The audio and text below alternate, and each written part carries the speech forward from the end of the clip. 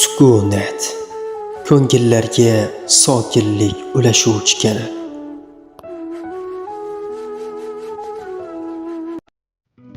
Nafs quliga aylangan ayol. Bir necha yil burun kech kuz Samarqandga borish uchun avtobusga chiqdim. Avtobus top-toza, shinam, har tomonlama qulay.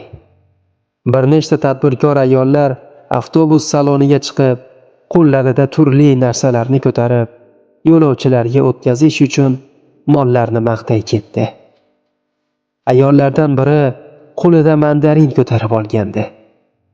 O'zi kelishgan, chiroyli, juda shirin so'z ekan. Hamma qatori u ham mandarinni maqtay boshladi. U shunday muomala qilardiki, har qanday odamni o'ziga mahliyo aylardi.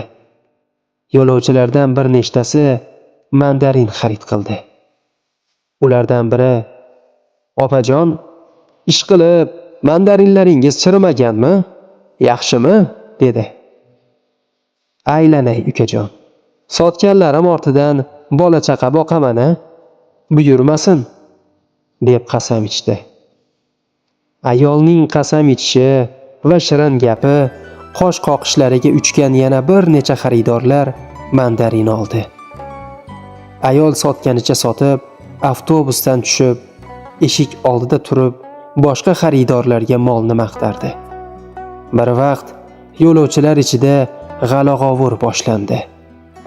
"Qasamxo'r, yolg'onchi" kabi gaplar quloqqa chalina boshladi. Boyagi yigit qo'liga mandarinni olib, eshik oldida turgan sotuvchi ayolni chaqirdi.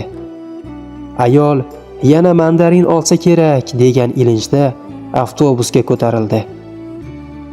"Opa, siz mandarinlarim chirimagan, hozir keltirilgan deb qasam ichganingizga ishonib olgandim. Ammo mandarinlaringiz chirib ketgan ekan. Ustiga bir ikkita yaxshisini qo'yib, ichiga chiriganlarini solib sotibsiz", deb gapini tugatmasdan ayolning chiroyli yuzlari tunlashdi. Qaldirg'och qoshlari chimirilib, ohu ko'zlari chaqnadi.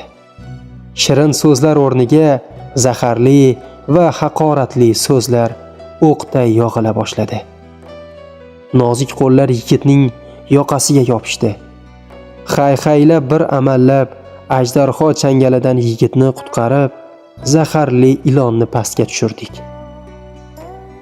Yigit qo'lidagi mandarin solingan xaltachani ayolning orqasidan "Topganlaring bolalaringning azasiga buyursin", deb otib yubordi.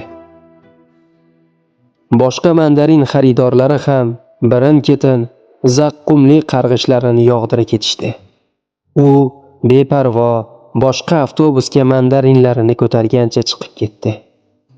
"Ey Xudo, bu qarg'ish o'qlaridan ayolning begunoh bolalarini asragin", deb duo qildim.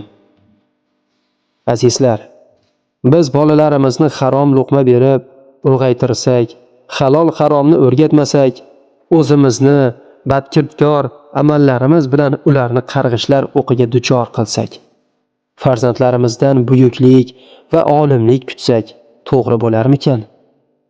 Biz halol rizq topib, el-yurt, keksalar va olimlarning duosini olish o'rniga o'zimiz, bolalarimiz, o'tganlarimizga la'natlar yog'dirsak, oqibatimiz xor-zor bo'lmaydimi? E'tiboringiz uchun rahmat.